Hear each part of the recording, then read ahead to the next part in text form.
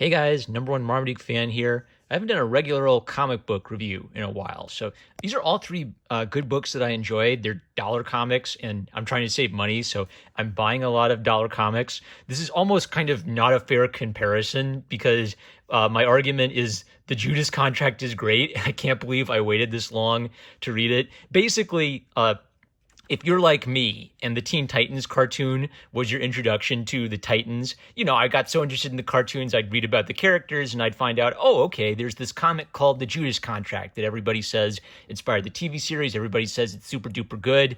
I'll have to go back and read it one of those days. I saw a YouTube video that was on the topic of how they adapted the Judas Contract story in the cartoon, and I didn't click it because I didn't want to spoil the comic. And I guess when I review it, spoilers from a comic from the 80s, but wow. If you are like me and you've been waiting all this time to go back and read the Judas Contract, go back and read the Judas Contract.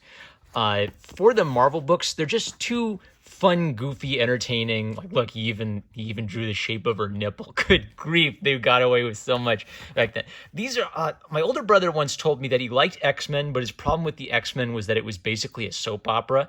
And what I'm kind of finding by reading the one-off comics is they're a little hard to review because even if there's like a fun little, self-contained adventure and a nice little, moral theme to it, I think the most interesting thing about Western comics was kind of being alive as Western comics were coming out. And then like you'd read it and then it'd say, for more of the adventure, check out Thor number 20 on shelves now. And say, wow. And then you go, like if you lived where there was a comic book store, you could go and get the issue of Thor that was crossing over with that. And that was kind of like a cool thing.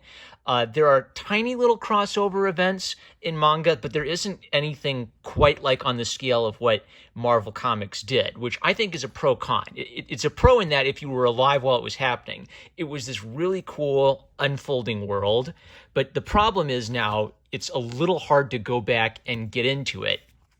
Even if it's this cheap, like, these are really easy buys, right? Like I can't go get the crossover issue on shelves now, which is why I've been thinking a lot about coronavirus. And I kind of wish they would make, I don't know, maybe Marvel's done this, but basically make the equivalent of the Marvel Ultimate app free, or make an even more streamlined version of it where you read that and then at the end you can read for free all the comics that crossed over with it. Basically, I think that Marvel has actually done a really good work in digitizing all their stuff and making that available on an app. I think that's a really good strategy for the future, but I think there needs to be something to simplify getting into the 90s comic. Like that was the big problem for me, is superhero comics gradually got more and more and more complicated and it was hard to keep up with. And sure, there are Wikipedia articles and stuff, but I think there needs to be like a streamlined way to actually like go back and read all the issues that were out at the time or something. So basically, these are really hard to review beyond just like they're good comics. They're good. That's the review.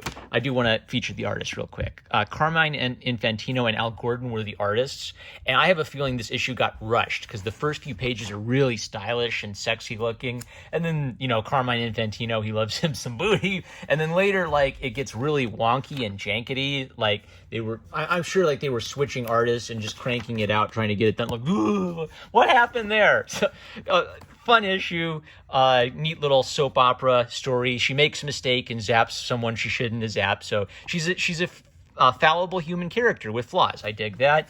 X-Men Jubilee. It's a reprint of X-Men 244.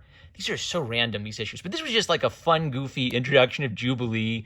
The, girls from the X-Men are going out for a ladies' night. There's this hilarious gag that Chris Claremont sets up where the M Squad, who we've survived Inferno, beaten Freedom Force, the Sentinels, and Magneto. But how do we beat, gasp, the M Squad? They're setting them up as like this big, dangerous thing. And when they show up, they're clearly a Ghostbusters spoof. I was dying. Mark Silvestri is the penciler, and Dan Green was the inker. And this was just like good old sketchy 90s art where you can tell they were doing it really quick. And even though it's done really quick, it still looks good. It's what happens when really good artists sketch quickly. It always has like a really loose, goofy feel. You could probably like pull out your red line and look for proportions mistakes, but it still looks good because they're just so talented. There's fun, fan servicey comedy stuff like Storm slipping and falling into the bathtub with Psylocke. Right, it's basically Shonen Jump comics, but with its own American vibe. All right, so 2 fun comics. Tales of the Teen Titans. All right, so my one quibble with this is I don't understand which issues they pick for these $1 comics. This is like dollar comics, $1 number 1. There's nothing number 1-ish about this. This is like a reprint of I don't know the number, but okay, it's annual number 3, and then it's part 4 of the Judas contract. So how do you get number 1 out of number 3 in part 4? Come on, guys. And I don't know, maybe they did parts 1 through 3 somewhere else and I missed them. But anyway, the only annoying thing I have about these $1 comics is I think they're just slapping number 1 on there to have the sexy number 1 on there. That being said, the Judas contract is fantastic. So my short thesis on why this is so cool and why fans of the cartoon like me should definitely go back and read whatever the Teen Titans book is it's a really fascinating, like, oh wow, this is what got changed in adaptation, this is what got kept in adaptation, and there's almost like a 180-degree flip on the morality of the book and the show. So in the show, Deathstroke the Terminator is changed to Slade, right? That's a clever way of getting around the censors. And Slade in the cartoon is basically Dr. Doom. He's the man with the plan. He's in the shadows, conspiring to take over the world and to toy with the Titans. He basically straight up evil bad guy. And Deathstroke the Terminator in the comic is a lot more human. Like, he's a Vietnam vet. He has friends who respect him because he saved their lives in war. He's a mercenary, right? So he's taken a contract and he wants to kill all of our heroes for money. So that's bad, but it's sort of like he has dimension to him beyond that.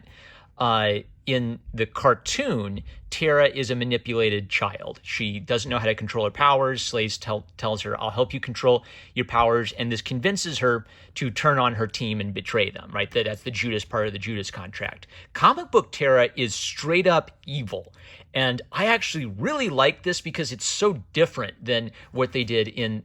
Don't! My battery died. All right, I was just going to say, it's so different than what they did in the cartoon. What I like about this is a irredeemably evil villain is something that a lot of people bag on, and I think it's an archetype that is way too important and way too cool to be just dismissed as simplistic. So what people say is, well, I want the villain to be human. I want the villain to have some dimension or motivation to their personality that makes them identifiable. And that can be a really great character because that emphasizes the human tragedy of evil. It is tragic that human beings fall to evil. It's tragic that human beings convince themselves that, oh, if I kill everybody, I'll save the planet, right? Like that's a great classic kind of story, but that's not the only story about human evil. Another story about human evil is that sometimes people like being evil.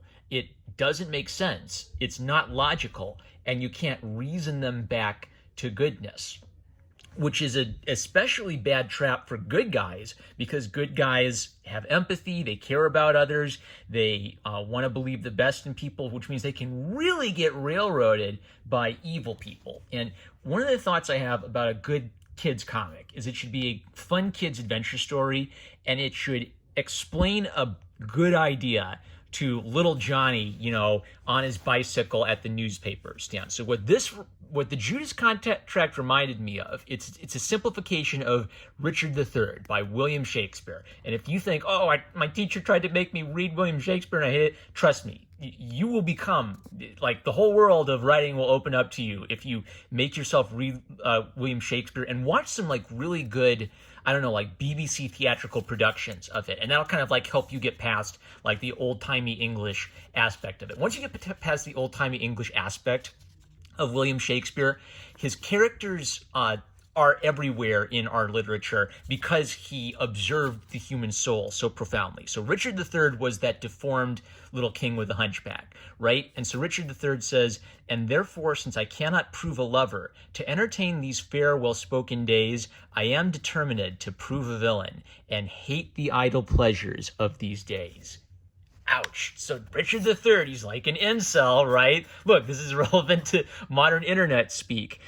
He can't become a lover because he's crippled. He's angry about being crippled, and therefore he can't enjoy the idle pleasures of love. Therefore, he's determined to be evil because he hates the pleasure of these days. His wrath at his condition has made him want to be evil as a sort of spite at God and the world for making him this way. That is such a deep idea. And that's basically comic book Terra.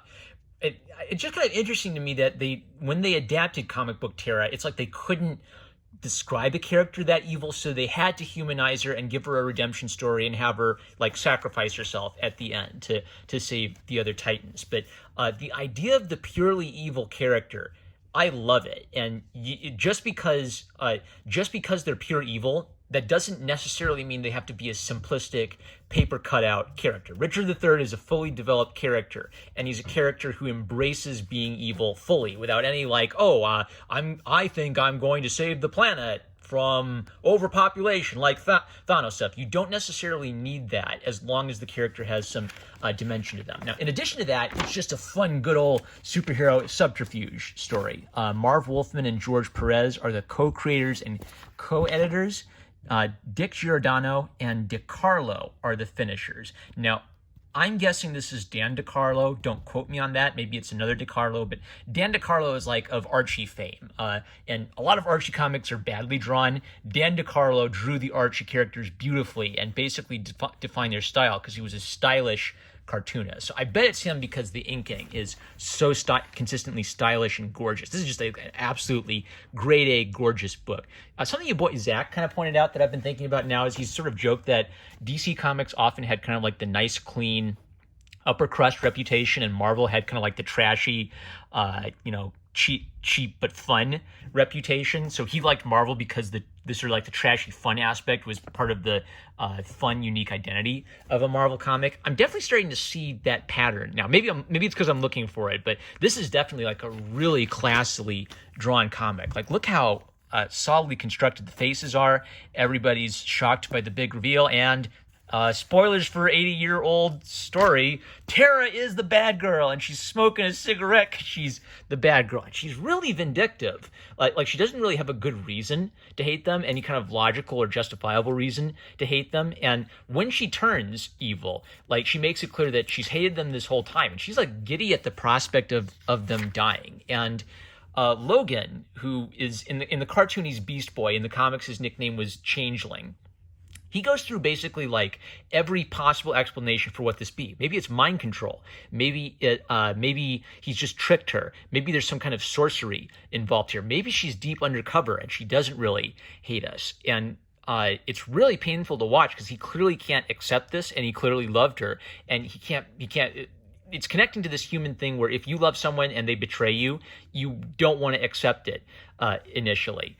And it's what's great about that is so many comic books did like the mind control, sorcery, deception, undercover plot line, that all of those make sense, but none of them are true of Terra. She literally has no good reason to hate them. Now, Raven kind of underscores this later. So while that's going on, like Dick Grayson and Jericho are doing this like cool subterfuge thing. It's great, like fighting a whole bunch of cultists, big fat explosive fight scene. So it's fun on that level.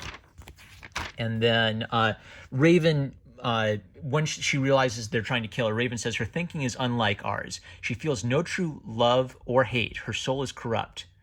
What she does is done without remorse. So one of the things I liked about the cartoon when I was a kid was Terra betrays the Titans, and then they come back and they try to take her down, and she's shocked by this because she's like, hey, come on, why are you being so hard on me, guys? And they make the point that, look, you tried to kill us. We're not playing games anymore. We're going to take you down like we'll take down any other villain. And cartoon Terra is shocked by this because she clearly thought she could like just play games with the Titans forever. And when they start going hardball on her, she's clearly not ready for it. So that's kind of a neat, shocking moment in the cartoon where the Titans get serious and they stop playing games and they fight to win. Comic book Terra, what's basically just underscored is she's a sadist. She has an irrational hatred for the Titans. She's been nursing this like a grudge, and she feels like this is finally going to be her chance to take out her petty vendetta against them. Changeling is the slowest to accept it, but as the others realize they're in danger, then They basically realize we've got to win this fight. We've got to live. We can't let her do this to us. Now, this is a moment where the writers kind of underscore just what a shocking thing it is just to encounter someone this evil. It doesn't make sense, and so they're explaining it to a young reader. Her name is Tara Markov, and she's little more than 16 years old. And due to the fault of no one but herself, she is insane. No one taught her to hate, yet she hates, without cause, without reason. No one taught her to destroy, yet she destroys, with glee, with relish. Don't look for reasons which do not exist. Plainly, Tara Markov is what she is, and she has taken a great power and made it as corrupt as she. Hers was the power over the earth itself. She could have brought life to deserts, heat to the frozen tundra, food to starving millions. She could have dammed raging rivers and funneled water to lands parched, dry, and dead. Her powers were limited only by the mind which controlled them, a mind which sought not hope, not love, not life, but death. And she found death, but not her enemies, her own. All right, so the super duper power side of it is she can control the earth, right? And what they're underscoring morally is that through no one's fault but her own, all of that potential for good and greatness is wasted, and she brings it down upon herself. That is great stuff. Now, it's not William Shakespeare, but it's taking a William Shakespeare archetype and putting it into a colorful, fun cartoon superhero universe to tell a young reader evil exists, and there's no lollipop that goes with evil. And sometimes the evil person doesn't just like switch around at the end and say, okay, now I guess I'm a good guy in the last 10 minutes. Like, it always annoys me when like the villain says, oh, I had an abusive parents growing up, so now I'm going to blow up the world, right? Like, I don't feel sorry for you if you're going to blow up the world. You got to go down. That's the lesson of the Teen Titans comic. Even though the cartoon really changed the theme a bit, I feel like it still captured that theme well, but by how the Titans reacted to cartoon Tara's betrayal. It's just a really interesting what a different take on the story the two versions are. I like them both for their own reasons, but absolutely, what a fantastic comic. I want to just like start reading through the Teen Titans run, actually. Like, maybe even start in like the good old... My problem is I always want to start at the beginning, and that's not always the great idea. Like, go back to the old goofy gold Silver Age days of it, when it was like the four teenagers beating up their mentors and saying, wow, we're the Teen Titans. But this is definitely clearly like the height of this run. This is clearly like the decade where most of the hardcore fans were made, and this is why the cartoon exists. So if you love the cartoon, go find the comic book that made it happen. $1 at your local comic book shop. I'm sure you can get it digitally. I'm holding on to this one for a while. I might even try it. I bet it's really well loved and hard to find. But I may try to see if I can dig up the original to collect that and have the original. But I'm going to hold on to that $1 comic for now. These two I'm going to donate. That's it. We've been going for 20 minutes. That's enough. Number one Marmaduke fan. I love you guys. Like, comment, subscribe. Let's do the old meme. Woo!